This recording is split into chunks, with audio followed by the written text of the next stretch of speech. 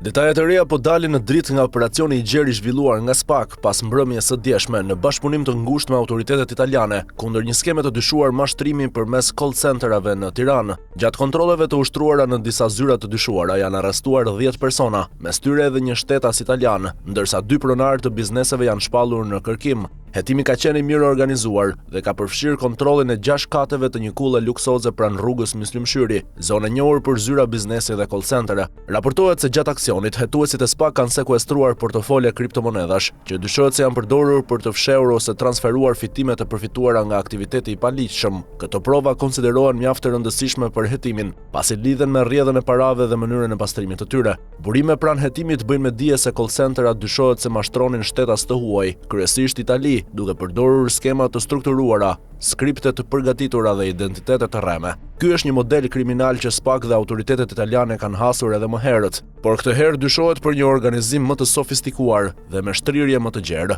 Veprimet procedurale janë kryer me vendimin e gjykatës së posaçme kundër korrupsionit dhe krimit të organizuar GKKO, i firmosur nga prokurori Vladimir Mara. Kontrolli në ambiente dhe sekuestrimi i provave materiale janë realizuar në përputhje me vendimin gjyqësor, ndërsa hetimet nuk kanë përfunduar. Edhe sot, më 17 janar, SPAK vijon kontrollet dhe marrje në pyetje të personave të tjerë që dyshohet se kanë pasur një rol në këtë aktivitet kriminal, qoftë si punonjës, qoftë si organizator apo përfitues. Autoritetet pritet të japin më shumë detaje në orët apo ditët në vijim, ndërsa ky operacion konsiderohet një tjetër goditje ndaj krimit ekonomik dhe mashtrimeve ndërkombëtare që kanë përdorur Shqipërinë si bazë veprimi.